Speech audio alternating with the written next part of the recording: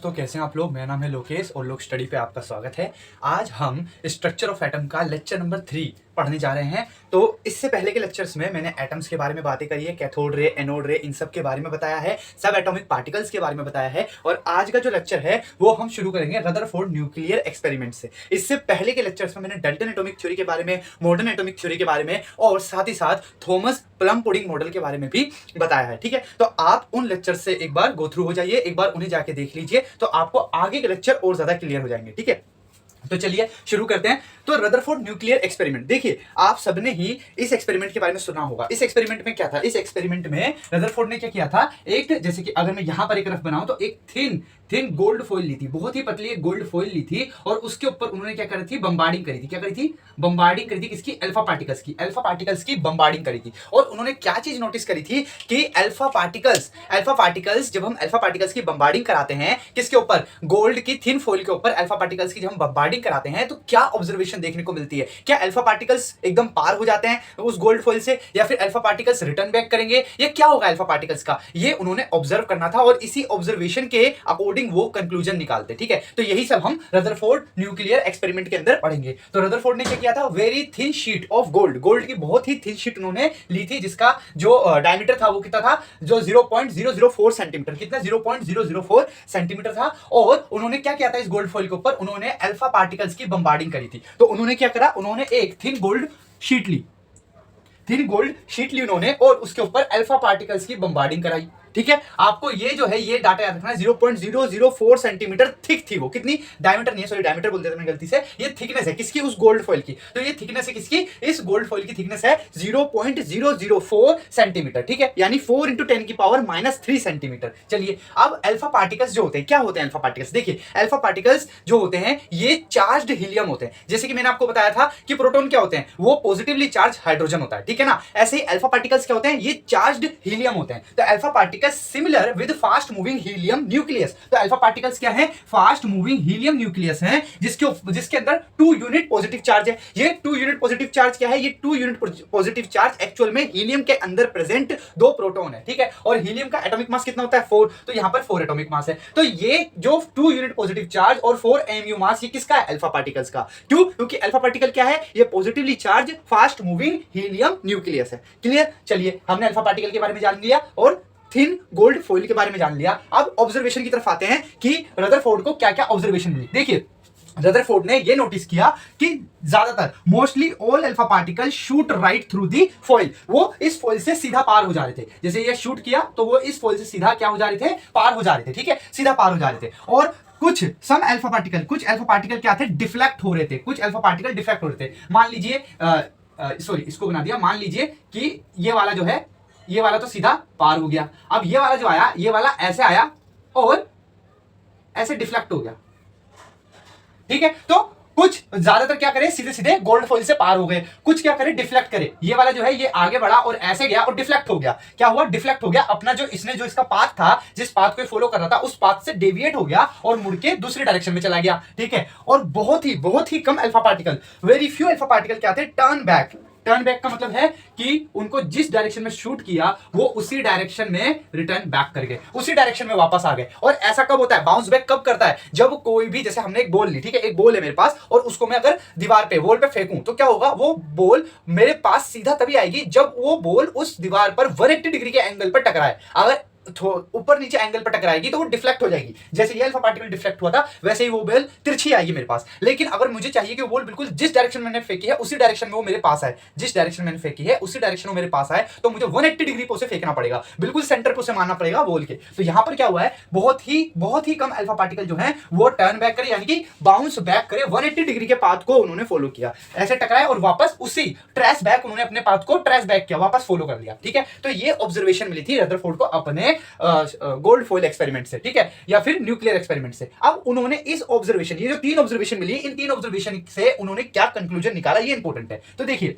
उन्होंने ये बताया कि ज्यादातर जो अल्फा पार्टिकल्स थे वो तो सीधा पार हो गए। तो इसका क्या मतलब हुआ? इसका मतलब ये हुआ कि लॉट्स ऑफ एम्प्टी स्पेस, ज्यादातर क्या है? एम्प्टी स्पेस है। किसके अंदर? एटम के अंदर। एटम के अंदर बहुत सारा स्पेस जो प्रेजेंट है वो खाली है, बिल्कुल खाली है। ये उन्होंने पहला कंक्लूजन निकाला। और दूसरा हमने क्या देखा था? दूसरा हमने देखा था कि कुछ अल्फा पार्टिकल टकराए और डिफ्लेक्ट हो गए या बिखर गए, या तो अपने पाथ से डिफ्लेक्ट हो गए या बिखर गए वो, ठीक है। तो यहां पर सेकंड कंक्लूजन उन्होंने ये निकाला कि strong positive charge present deep inside the atom which repel some alpha charge particle. इसका मतलब क्या हुआ कि मान लीजिए जैसे कि अगर मैं इसको हटाऊं, ठीक है, अगर मैं इसको हटाऊं और यहां पर मैं एक न्यूक्लियस बना दूं, ठीक है, न्यूक्लियस बना लूं जो कि पॉजिटिवली चार्ज है, जो कि क्या है? पॉजिटिवली चार्ज है। अब देखिए ऐसा है कि एक अल्फा पार्टिकल है वो भी पॉजिटिव चार्ज है, एक अल्फा पार्टिकल है वो भी पॉजिटिव चार्ज है। अगर वो सीधा इससे टकराएगा तो वापस उसी पाथ को फॉलो करता हुआ वापस आ जाएगा, यही होगा। लेकिन अगर एक अल्फा पार्टिकल है, एक अल्फा पार्टिकल है जो कि इसकी पेरीफेरी पे यहां पर आ रहा है, सीधा नहीं टकरा रहा है, उसके सेंटर से नहीं टकरा रहा है, उसके पेरीफेरी से टकरा रहा है। क्योंकि अल्फा पार्टिकल के ऊपर भी पॉजिटिव चार्ज है और इसके ऊपर भी पॉजिटिव चार्ज है, तो क्या होगा? रिपल्शन होगा। उस रिपल्शन के कारण ये इस एंगल से टकराकर रिपेल हो जाएगा और किसी और डायरेक्शन में इसे फेंक दिया जाएगा।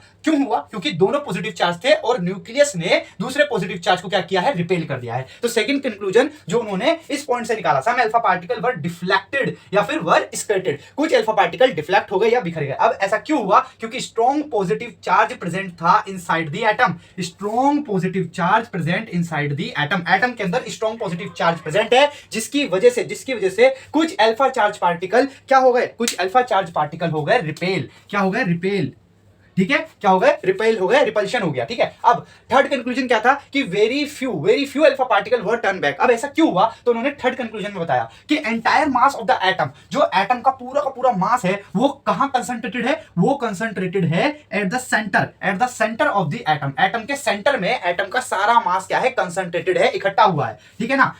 तो जब ये अल्फा पार्टिकल उस सेंटर से टकराया, जो एक अल्फा मान लेते हैं, हमने 1000 अल्फा पार्टिकल फेंके और एक अल्फा पार्टिकल रिटर्न बैक आया, तो वो एक अल्फा पार्टिकल इसलिए रिटर्न बैक आया क्योंकि वो बिल्कुल सेंटर पे टकराया है एटम के। और सेंटर पे क्या है? सेंटर पे एटम का सारा मास कंसंट्रेटेड है। तो alpha particle strike a solid mass, it will be turn back, इसलिए वो क्या हुआ? टर्न बैक हो गया। चलिए, तो यहां तक तो हमने रदरफोर्ड न्यूक्लियर एक्सपेरिमेंट को समझ लिया। अब न्यूक्लियस की थोड़ी बात कर लेते हैं। देखिए, न्यूक्लियस को जैसे रदरफोर्ड है, तो रदरफोर्ड ने इस एक्सपेरिमेंट से किसकी डिस्कवरी करी? उन्होंने डिस्कवर कर लिया था न्यूक्लियस को। न्यूक्लियर एक्सपेरिमेंट यानी कि गोल्ड फॉइल एक्सपेरिमेंट से रदरफोर्ड साहब ने किसको डिस्कवर कर लिया? न्यूक्लियस को डिस्कवर कर लिया। और उन्होंने न्यूक्लियस के बारे में कुछ बातें भी बताई, जैसे कि जो एटम है उसका एंटायर मास जो है वो न्यूक्लियस है, न्यूक्लियस में कंसंट्रेटेड है at the centre of the atom. तो entire mass of the atom is nucleus, ठीक है। दूसरा, न्यूक्लियस के अंदर स्ट्रॉन्ग पॉजिटिव चार्ज है। अब आप एक बात सोचिए, रदरफोर्ड ये भी तो कह सकते थे ना कि न्यूक्लियस न्यूट्रल है या फिर न्यूक्लियस के ऊपर नेगेटिव चार्ज है। तो रदरफोर्ड ने ये क्यों बोला कि न्यूक्लियस के ऊपर या न्यूक्लियस में पॉजिटिव चार्ज है? इसलिए क्योंकि जो उन्होंने अल्फा पार्टिकल फेंके थे, अगर न्यूक्लियस न्यूट्रल होता तो जैसे वो अल्फा पार्टिकल पूरी गोल्ड फॉइल में से पार हो जा रहे थे, ऐसे वो सेंटर से भी पार हो जाते बिना टर्न बैक हुए, बिना डिफ्लेक्ट हुए। ऐसा तो नहीं हुआ। अगर वो नेगेटिवली चार्ज होता तो न्यूक्लियस पार नहीं करता सेंटर से, वो वहां पे रुक जाता, चिपक जाता, स्टिक कर जाता। क्यों? क्योंकि negative attracts positive and positive attracts negative.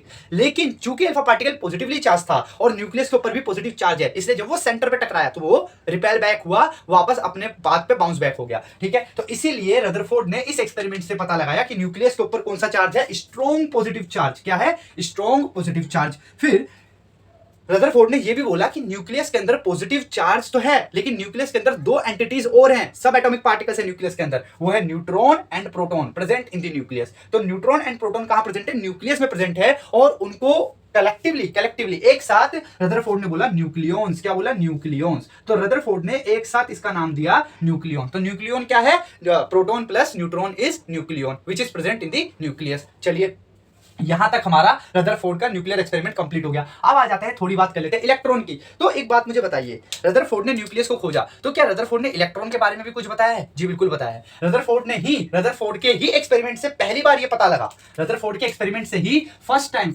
Rutherford के एक्सपेरिमेंट से ही पता लगा कि जो इलेक्ट्रॉन है वो एक्स्ट्रा न्यूक्लियर स्पेस में प्रेजेंट होते हैं। कहां प्रेजेंट होते हैं? एक्स्ट्रा न्यूक्लियर स्पेस, यानी कि न्यूक्लियस के बाहर। एक्स्ट्रा मतलब बाहर, तो एक्स्ट्रा न्यूक्लियर स्पेस मतलब न्यूक्लियस के बाहर। तो इलेक्ट्रॉन कहां कहां प्रेजेंट होते हैं? एक्स्ट्रा न्यूक्लियर स्पेस में। ये किसने बताया? ये हमें रदरफोर्ड के न्यूक्लियर एक्सपेरिमेंट से पता चला। चलिए अब यहां पर हमने रदरफोर्ड के एक्सपेरिमेंट से जितने कंक्लूजन निकालने थे, जितनी बातें पता करनी थी, पता कर ली। अब हम क्या करते हैं? अब हम चलते हैं न्यूक्लियस की रेडियस पे। चूंकि न्यूक्लियस एक स्फेरिकल बॉडी है तो न्यूक्लियस की कुछ ना कुछ रेडियस भी होगी, ठीक है? तो न्यूक्लियस की जो रेडियस है वो 10 की पावर -12 टू 10 की पावर -13 सेंटीमीटर है, या फिर 10 की पावर -14 टू 10 की पावर -15 मीटर है, ठीक है? अब रेडियस निकालने का एक तरीका यह है कि r is to r naught dot A की पावर 1/3, ठीक है? अब यहां पर जो ये a है, ये क्या है? ये है एटॉमिक मास। ये क्या है? एटॉमिक मास, ठीक है? अब रेडियस ऑफ एटम की बात कर लेते हैं। रेडियस ऑफ एटम क्या है? रेडियस ऑफ एटम होती है 10 की पावर -8 सेंटीमीटर या फिर 10 की पावर -10 मीटर। चलिए अब वॉल्यूम ऑफ न्यूक्लियस क्या होता है? वॉल्यूम ऑफ न्यूक्लियस, चूंकि मैंने क्या बोला कि nucleus is a spherical body, nucleus क्या एक स्फेरिकल बॉडी है, तो हम उसका वॉल्यूम भी स्फेयर को कंसीडरेशन में रखते हुए निकालेंगे। तो न्यूक्लियस का वॉल्यूम क्या हो गया? 4/3 पाई आर क्यूब। क्या हो गया न्यूक्लियस का वॉल्यूम? 4/3 pi are cube. ऐसे ही एटम का वॉल्यूम भी कितना होगा? 4/3 pi are cube, because atom भी क्या है हमारे लिए? एटम भी हमारे लिए एक स्फेरिकल बॉडी है।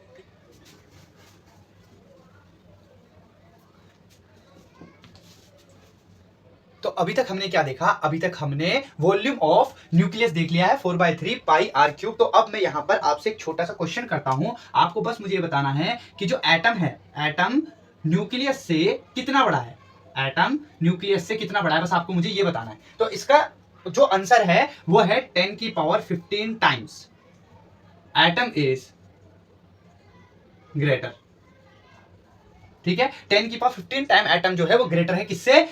टू दी न्यूक्लियस, न्यूक्लियस से, ठीक है? कितना? 10 की पावर 15 टाइम्स। अब जो 10 की पावर 15 टाइम्स से कैसे आया वो मैं आपको बताता हूं। देखिए हमने क्या किया, हमने volume of atom upon volume of nucleus लिया, ठीक है?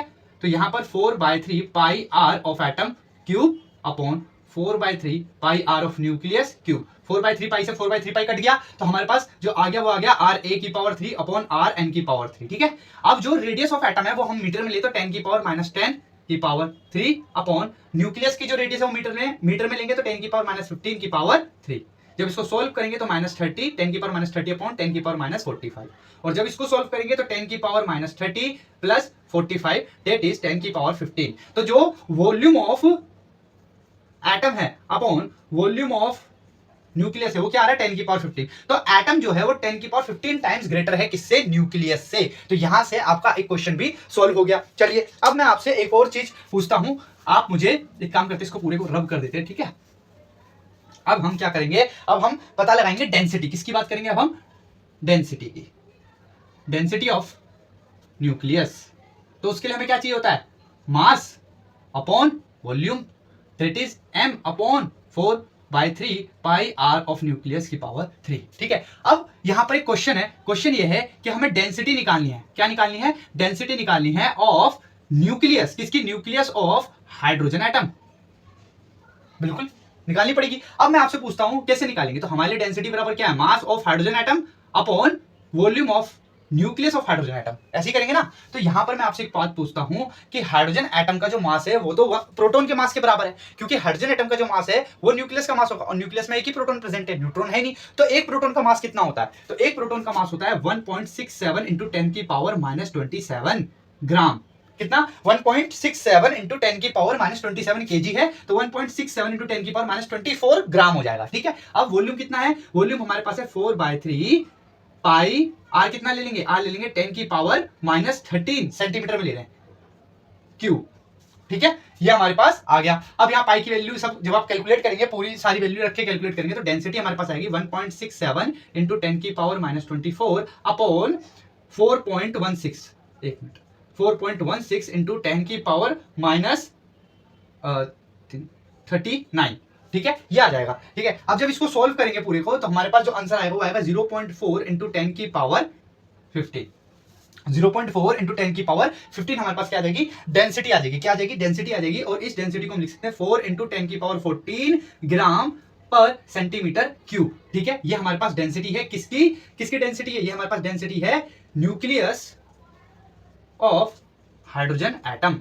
ये भी एक पोटेंशियल क्वेश्चन है जो पूछा गया एमसीक्यूज में, ठीक है? इसलिए मैंने आपको ये यहां पर करवा दिया। चलिए तो अभी हमने रदरफोर्ड न्यूक्लियर एक्सपेरिमेंट को देखा, ठीक है। अब हम उसके डिफेक्ट्स को देखेंगे। देखिए, अगर रदरफोर्ड का जो एक्सपेरिमेंट है वो एकदम परफेक्ट होता, उसमें कोई कमियां नहीं होती, तो आगे एक्सपेरिमेंट की जरूरत ही नहीं पड़ती, आगे और मॉडल्स की जरूरत नहीं पड़ती। तो अगर आगे हमें जैसे बोहर मॉडल मिलेगा, ये सारे मॉडल्स हमें मिल रहे हैं, तो यानी कि रदरफोर्ड के मॉडल्स में कुछ कमियां थी। तो अब हम उन्हीं कमियों को पढ़ेंगे और ये बहुत बहुत इंपॉर्टेंट है, ठीक है। तो डिफेक्ट ऑफ रदरफोर्ड मॉडल, तो सबसे पहले जो डिफेक्ट था रदरफोर्ड के मॉडल में वो ये था कि एटम स्टेबल कैसे है। क्यों भाई, स्टेबिलिटी ऑफ एटम के ऊपर ही क्वेश्चन क्यों उठा दिया? क्योंकि रदरफोर्ड ये कह रहे थे कि जो इलेक्ट्रॉन है ना वो रिवॉल्व कर रहा है न्यूक्लियस के अराउंड और लगातार अपनी एनर्जी लूज करता जा रहा है। क्या बोला था उन्होंने? उन्होंने ये कहा कि electron continuously lose its energy and jump into the nucleus. मतलब जैसे कि ये न्यूक्लियस है, ये न्यूक्लियस है, ठीक है, ये न्यूक्लियस है और ये इलेक्ट्रॉन है। अब ये इलेक्ट्रॉन धीरे धीरे करके अपनी एनर्जी लूज कर रहा है और एक टाइम ऐसा आएगा जब वो इसमें जंप कर देगा। क्या कर देगा?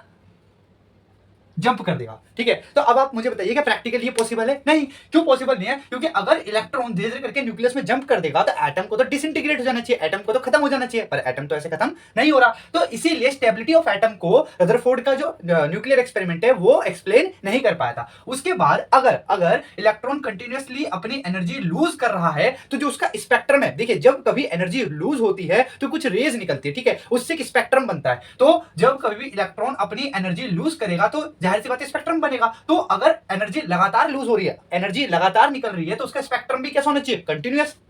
यही तो बोल रहा हूं मैं कि अगर इलेक्ट्रॉन कंटिन्यूअसली अपनी एनर्जी लूज कर रहा है तो जो उसका स्पेक्ट्रम है वो भी कैसा होना चाहिए? कंटिन्यूअस होना चाहिए। लेकिन जब हम एक्सपेरिमेंटली लैब में ऐसा कराते हैं तो हम क्या देखते हैं कि ये पॉसिबल नहीं है। इलेक्ट्रॉन अपनी एनर्जी लगातार कंटिन्यूअसली लूज नहीं करता, इसीलिए प्रैक्टिकली उसका स्पेक्ट्रम कंटिन्यूअस नहीं होता, उसका लाइन स्पेक्ट्रम होता है, कंटिन्यूअस स्पेक्ट्रम नहीं होता। चलिए, अब ये सेकंड पॉइंट हो गया। अब थर्ड पॉइंट जो था, थर्ड पॉइंट उन्होंने ये कहा कि जो रदरफोर्ड का जो मॉडल है, रदरफोर्ड का जो एक्सपेरिमेंट है वो ना हमें आइडिया नहीं देता कि इलेक्ट्रॉन आखिर न्यूक्लियस के अराउंड, न्यूक्लियस के चारों ओर डिस्ट्रीब्यूट कैसे है। यानी कि do not give any idea of distribution of electron. Arrangement की तो बात ही नहीं करी, मैं कह रहा हूं कि इलेक्ट्रॉन कैसे डिस्ट्रीब्यूटेड है न्यूक्लियस के अराउंड, इसका कोई भी आइडिया, कोई भी क्लू रदरफोर्ड का न्यूक्लियर एक्सपेरिमेंट नहीं देता, रदरफोर्ड का मॉडल नहीं देता। चलिए, तो ये कुछ कमियां थी रदरफोर्ड के मॉडल में और इन्हीं कमियों को बोहर ने अपने मॉडल में सुधारा। तो वो आगे बात करेंगे, उससे पहले हम कुछ बेसिक प्रॉपर्टी की बात कर लेते हैं एटम की। जैसे कि एटॉमिक नंबर क्या होता है, तो मैंने आपको पहले भी बताया था, atomic number is number of proton which present in the nucleus of the atom. Atom का जो न्यूक्लियस है उसमें जो प्रोटॉन प्रेजेंट है, तो नंबर ऑफ प्रोटॉन ही क्या है? एटॉमिक नंबर होता है, जिसको हम Z से रिप्रेजेंट करते हैं। और इसको खोजा था मोजले ने। किसने खोजा था? मोजले ने इसको डिस्कवर किया था, ठीक है, मोजले ने इसको डिस्कवर किया था। अब atomic number is the most fundamental property है, याद रखना कि एटॉमिक नंबर सबसे ज्यादा फंडामेंटल प्रॉपर्टी है, बहुत ही इंपॉर्टेंट फंडामेंटल प्रॉपर्टी है। ऐसा क्यों? जस्ट बिकॉज कोई भी दो डिफरेंट एलिमेंट की कभी भी एटॉमिक नंबर सेम नहीं हो सकते, ठीक है ना। Because because no two different element have same atomic number, क्योंकि दो जो डिफरेंट एलिमेंट है उनका एटॉमिक नंबर कभी भी सेम नहीं हो सकता। क्यों? क्योंकि प्रोटॉन का नंबर हर एलिमेंट के एटम में डिफर करता है। आर्गन के अंदर 18 एटॉमिक नंबर है, तो उसके जो न्यूक्लियस है उसमें जो प्रोटॉन है वो 18 है, ठीक है। तो आर्गन के न्यूक्लियस में 18 प्रोटॉन है, इसलिए उसका एटॉमिक नंबर 18 है। कैल्शियम के न्यूक्लियस में 20 प्रोटॉन है, इसलिए उसका एटॉमिक नंबर भी 20 है। सोडियम का जो एटॉमिक नंबर वो 11 है, क्यों? क्योंकि उसके न्यूक्लियस में 11 प्रोटॉन प्रेजेंट है। ऐसे ही हीलियम है, ऐसे ही हाइड्रोजन है, ऐसे ही लिथियम है, ठीक है। जैसे लिथियम का एटॉमिक नंबर 3 है, तो इसका मतलब उसके न्यूक्लियस में 3 प्रोटॉन है, ठीक है। तो ये जो है ये मोस्ट फंडामेंटल प्रॉपर्टी है, इसीलिए हम कहते हैं कि two different element are never have same atomic number, ठीक है। अब एटॉमिक मास की बात कर लेते हैं। तो एटॉमिक मास क्या होता है? Sum total of proton and neutron. जब प्रोटॉन और न्यूट्रॉन को जोड़ते हैं तभी तो एटॉमिक मास होता है। और एटॉमिक मास कहां कंसंट्रेटेड होता है? At the centre of the atom. और एटम के सेंटर में क्या मिलता है? न्यूक्लियस। तो समझ गया आप एटॉमिक मास क्या है? प्रोटॉन और न्यूट्रॉन का मास। अब बात कर लेते हैं एटॉमिक वेट की। बच्चे जो होते हैं वो एटॉमिक मास और एटॉमिक वेट में कंफ्यूज होते हैं। तो मैं बताता हूं, एटॉमिक मास जो है वो सम है प्रोटॉन और न्यूट्रॉन का, ऐसे ही एटॉमिक वेट भी सम है प्रोटॉन, न्यूट्रॉन और इलेक्ट्रॉन का, ठीक है। तो अगर आपके पास एमसीक्यू आता है atomic weight, which of the following represents atomic weight? Proton plus neutron, A option, proton plus electron B option, C option proton plus neutron plus electron और D option electron plus neutron. तो atomic weight क्या है हमारे पास? Proton plus neutron plus electron, कभी नहीं भूलना, ठीक है। अब यहां पर हम एक इंपॉर्टेंट टॉपिक की बात करेंगे, वो है फ्रैक्शनल मास और आइसोट्रोपिक मास। देखिए, फ्रैक्शनल मास और आइसोट्रोपिक मास क्या होता है अभी मैं आपको बताता हूं। देखिए क्या होता है, जैसे क्लोरीन है, ठीक है, मैं एक एग्जांपल दे रहा हूं। ये क्लोरीन है, क्लोरीन का जो मास होता है 35.5 होता है। एटॉमिक मास कितना होता है क्लोरीन का? वो होता है 35.5, ठीक है। अभी 35.5 क्यों आ रहा है? ठीक है, क्योंकि हम अगर कैल्शियम की बात करें तो उसका एटॉमिक मास 40 है, ठीक है। यहाँ पर 35.5 आ रहा है। क्यों भाई ऐसा क्यों, फ्रैक्शन में क्यों आ रहा है, पॉइंट में क्यों आ रहा है? क्योंकि क्लोरीन के जो एटम है वो क्लोरीन के दो आइसोटोप नेचर में एग्जिस्ट करते हैं, नेचर में मिलते हैं दो आइसोटोप। पहला है क्लोरीन 17 और क्लोरीन 35 और दूसरा है क्लोरीन 37। ये दो आइसोटोप है क्लोरीन के जो कि हमें कहां मिलते हैं, नेचर में मिलते हैं, ठीक है। अब इनका परसेंटेज वेरी कर सकता है, 35 ज्यादा मिल रहा है, 37 कम मिल रहा है, 37 ज्यादा मिल रहा है, 35 कम मिल रहा है, ठीक है। तो इनका हम क्या निकालते हैं, एवरेज निकालते हैं, वही हमारा क्या होता है, फ्रैक्शनल मास होता है। तो हम यहाँ पर क्या करते हैं, जैसे कि अगर मैं एक क्वेश्चन मैंने लिया है, in nature two isotope of chlorine is present. Nature में क्लोरीन के दो आइसोटोप प्रेजेंट है, एक है क्लोरीन 35, एक है क्लोरीन 37। एटॉमिक मास सेम रहता है आइसोटोप्स में, ठीक है। इनका जो रेशियो है 3:1, मतलब जो क्लोरीन 35 है वो ज्यादा है एज कंपेयर टू क्लोरीन 37। कितना, 3:1 रेशियो है। हमें फ्रैक्शनल मास निकालना है क्लोरीन का, तो हम क्या करेंगे, 35 इंटू 3 प्लस 37 इंटू 1 बाय, अब हम यहां पर क्या करेंगे, यहां पर हम जो ये रेशियो है इसको प्लस कर देंगे, 3 + 1, ठीक है। तो नीचे हमें रेशियो का सम लेना है और ऊपर हमें 35 कितना प्रेजेंट है, 3 टाइम्स किसके, 37, ठीक है। 37 के 3 टाइम्स 35 प्रेजेंट है, 35 इंटू 3 प्लस 37 इंटू 1 बाय 3 + 1। अब अगर हम इसको कैलकुलेट करें तो 5105 प्लस 37 बाय 4, और जब हम इसको पूरा कैलकुलेट करेंगे तो हमारे पास आंसर 35.5 आएगा, ठीक है। हमारे पास आंसर क्या आएगा, 35.5 आएगा। किसका, क्लोरीन का फ्रैक्शनल मास आएगा 35.5, ठीक है। अब ऐसे ही, ये तो सिंपल सा क्वेश्चन था, ठीक है। अब एक क्वेश्चन नीट में पूछा गया है, सीबीएसई पीएमटी का क्वेश्चन है, ठीक है ना। किसका क्वेश्चन है, पीएमटी का क्वेश्चन है। ये क्वेश्चन पूछा गया था, क्वेश्चन ये था कि एक एलिमेंट एक्स है, उसके आइसोटोप के कंपोजिशन आपको दे दिया, ये एलिमेंट एक्स है, यहां पर भी एलिमेंट तो सेम था ना, क्लोरीन क्लोरीन, तो यहां पर भी एलिमेंट सेम है, ठीक है। तो वो है एक्स एक्स एक्स, और इनका एटॉमिक मास वेरी कर रहा है 200, 199, 202, मतलब आइसोटॉप्स हैं, और ये इनका कंपोजिशन दे दिया, ठीक है। अब हमें कंपोजिशन परसेंटेज में दिया है, तो इसे परसेंटेज से पहले हमें नंबर में चेंज करना होगा। तो हमें सिंपल है, जो ये यहां पर जो फॉर्मूला लगा है वही फॉर्मूला यहां लगाएंगे, ठीक है। कैसे होगा जैसे सोल्यूशन अगर हम ले इसका, तो हमारे पास क्या आएगा, 200, ठीक है, 200 इंटू 90/100, यही होगा, 200 इंटू 90/100, ठीक है, प्लस कितना आएगा, 199 इंटू 8/100, ठीक है, प्लस 202 इंटू 2/100, ठीक है। ये आ गया। अब इसका हमें क्या करना है, मल्टीप्लीकेशन करके प्लस करना है। तो हमने क्या किया, हमने जब इसको ऐसे कैसे, ये 18,000/100 आ गया, चलो, प्लस 199 इंटू 8/100 आ गया, प्लस 404/100 आ गया। अब एलसीएम सेम है, तो एलसीएम जब सेम लेंगे तो क्या आ जाएगा, यहां पर ये सब प्लस हो जाएंगे एक साथ, एलसीएम सेम हो जाएगा और ये प्लस हो जाएंगे, ठीक है, और यहां पर एक कॉमन 100 आ जाएगा, ठीक है। अब इसको जब हम कैलकुलेट करेंगे पूरा, तो हमारे पास जो आंसर आएगा वो आएगा 200 AMU। तो ये क्या आया है, ये हमारे पास, यहां पर हमने क्या किया था, ये हमारे पास एक्स आया है, जो एटॉमिक मास है ना वो हमारे पास आया है। एक्चुअली मैंने 200 AMU लिया है, लेकिन ये मैंने रफ लिया है, ठीक है। इसको जब आप कैलकुलेट करेंगे ना पूरा, तो इसका आंसर जो आएगा वो आएगा 199.96%। कितना आएगा, 199.96%। ये फ्रैक्शनल मास है, इस एक्स एलिमेंट का ये फ्रैक्शनल मास है 199.96%। तो चूंकि 199.9 है तो हमने इसे 200 AMU ले लिया, ठीक है। तो ये हमारा पीएमटी का क्वेश्चन है, ठीक है। चलिए आगे बढ़ते हैं।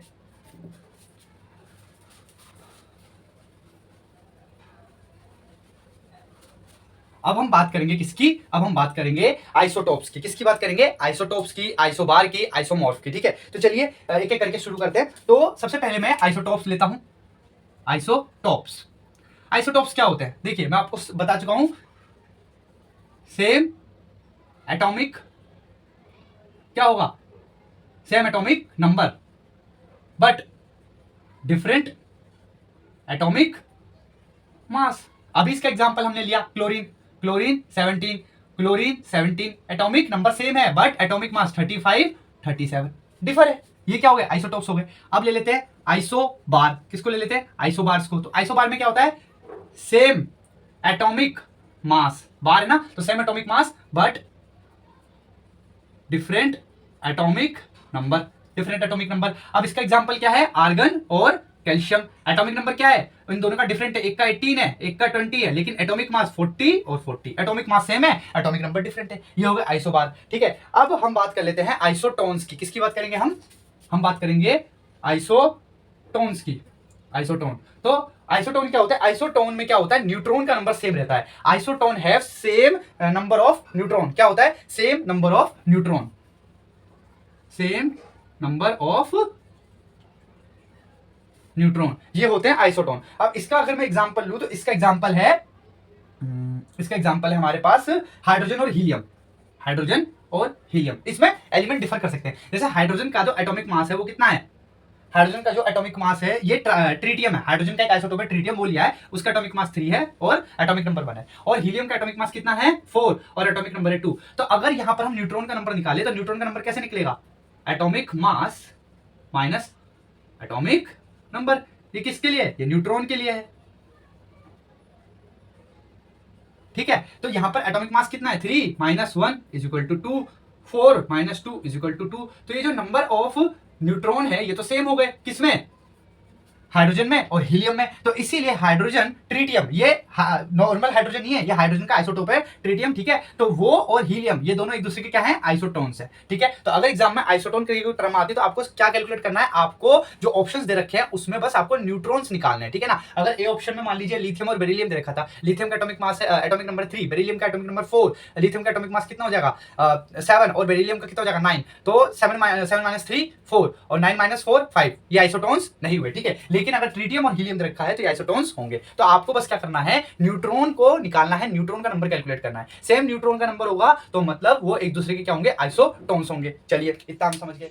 तो अब हम किसकी बात करेंगे, अब हम बात करेंगे आइसो इलेक्ट्रॉनिक्स की। ठीक है, हमने आइसोटोप्स देख लिए, आइसोबार्स देख लिए। ठीक है, अब हम आइसो इलेक्ट्रॉनिक्स की बात करेंगे। तो नाम से ही देखिए आइसो इलेक्ट्रॉनिक मतलब सेम नंबर ऑफ इलेक्ट्रॉन, क्या होने चाहिए, सेम नंबर ऑफ इलेक्ट्रॉन। अब इसके मैंने 2 क्वेश्चंस लिए, जैसे कि यहां पर मैं आपसे पूछ रहा हूं iso electronic of carbon dioxide is, तो इन ऑप्शन में से ए बी सी डी इनमें से कौन सा कार्बन डाइऑक्साइड का आइसो इलेक्ट्रॉनिक है। मतलब कार्बन और जैसे कि यहां पर कार्बन है, ठीक है, कार्बन के अंदर 6 इलेक्ट्रॉन है। ठीक है, ऑक्सीजन के अंदर जो है वो 8 इलेक्ट्रॉन है। अब जो कार्बन डाइऑक्साइड है उसके अंदर जो टोटल नंबर ऑफ इलेक्ट्रॉन है वो है 6 plus 8 into 2 that is 6 plus 16, यानी कि 22 इलेक्ट्रॉन इस कार्बन डाइऑक्साइड में प्रेजेंट है। तो मैंने बोला कि हमें चेक करना है NO, NO2, N2O5 और N2O में से कौन सा ऐसा है जिसके इलेक्ट्रॉन CO2 के बराबर है। तो ऐसे कैलकुलेट कर लेते हैं। नाइट्रोजन के अंदर कितने नंबर ऑफ इलेक्ट्रॉन होते हैं, 7। ठीक है, और ऑक्सीजन के अंदर तो अभी हमने देखा 8, तो इसके अंदर 7, NO नाइट्रोजन मोनोऑक्साइड NO, तो 7 प्लस 8 कितने हो गए, 15।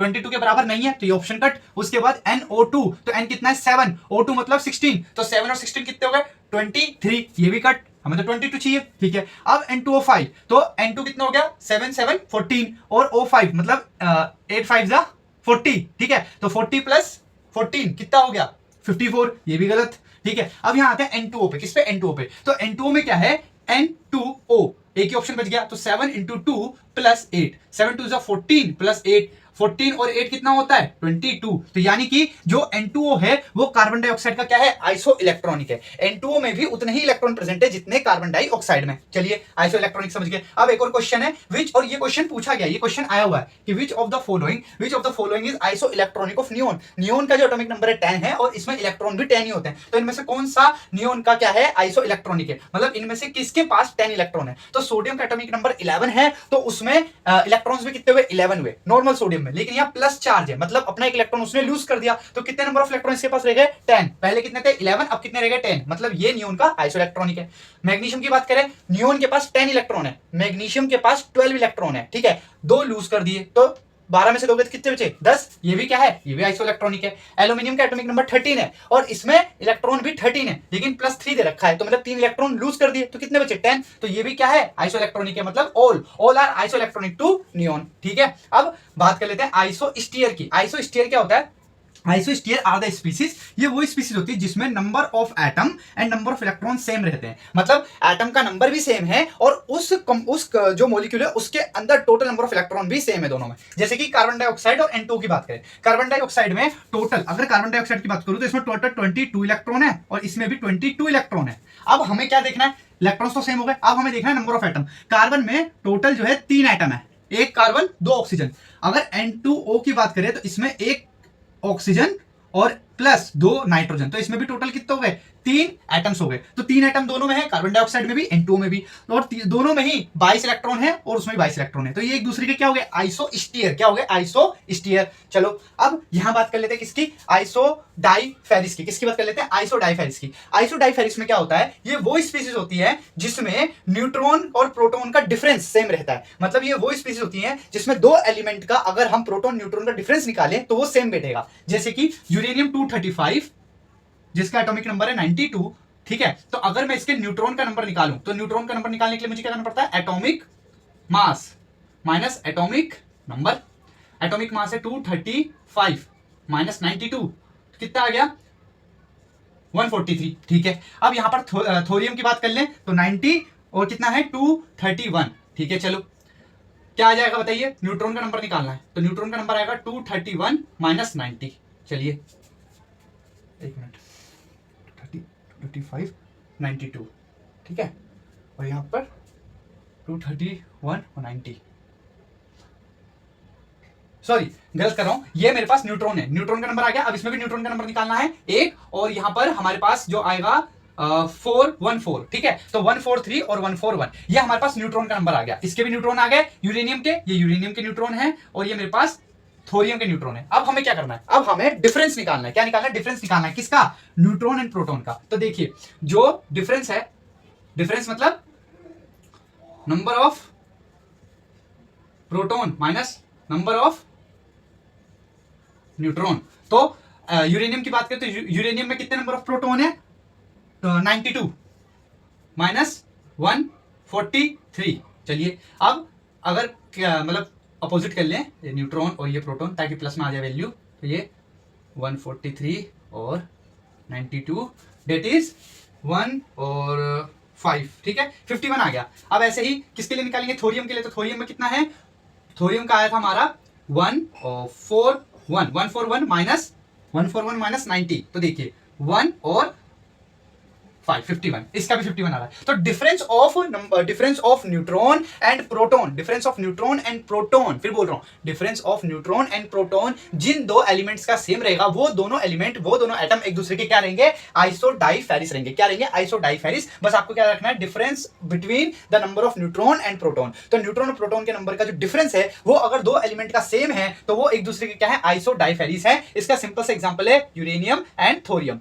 ठीक है, चलिए अब बात कर लेते हैं आइसोमॉर्फ की। तो आइसोमॉर्फ्स क्या होते हैं, these are the crystalline structure. ये क्या होते हैं, क्रिस्टलाइन स्ट्रक्चर। ये जो एलिमेंट्स, ये जो भी स्ट्रक्चर होती है ये कैसी होती है, क्रिस्टलाइन। इनके अंदर वाटर मॉलिक्यूल प्रेजेंट होते हैं। अब एक पॉइंट आपको हमेशा याद रखना है, जितने भी एलम्स हैं वो सब आइसोमॉर्फ हैं एक दूसरे के। क्या है, एक दूसरे के आइसोमॉर्फ है। जैसे पोटेशियम सल्फेट एल्यूमिनियम सल्फेट, ठीक है, potassium sulphate aluminium sulphate 24H2, ये पोटेशियम एलम है। ठीक है, ये क्या है हमारे पास, पोटेशियम एलम है, और ये क्रोमियम एलम है। क्या है, ये क्रोमियम एलम है। ठीक है, तो अगर आप ध्यान देंगे तो इन दोनों में 24 वाटर मॉलिक्यूल है, तो एक दूसरे के क्या है, आइसोमॉर्फ है। क्या है, आइसोमॉर्फ है। चलिए अब आपको कुछ आइसोमॉर्फ्स के और मैं एग्जांपल्स आपको बताता हूं, जैसे कि कॉपर सल्फेट डॉट 5H2O और magnesium sulphate dot 5H2O।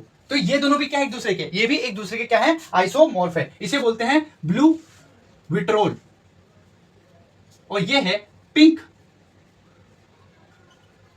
Vitriol. ठीक है, copper sulphate dot 5H2O, magnesium sulphate dot 5H2O। ठीक है, ये एक दूसरे के क्या है, आइसोमॉर्फ है। कॉपर सल्फेट डॉट 5H2O है ब्लू विट्रोल, और मैग्नीशियम सल्फेट डॉट 5H2O है पिंक विट्रोल। ऐसे ही हमारे पास एक है जिंक सल्फेट डॉट 7H2O और फेरस सल्फेट डॉट 7H2O। ठीक है, तो मैंने क्या बोला, जिंक सल्फेट डॉट 7H2O और ferrous sulphate dot 7H2O। Water molecule same होने चाहिए। तो ये भी एक दूसरे की क्या है, ये भी एक दूसरे की क्या है, आइसोमॉर्फ है। क्या है, आइसोमॉर्फ है। ये है व्हाइट विट्रोल और ये है ग्रीन विट्रोल।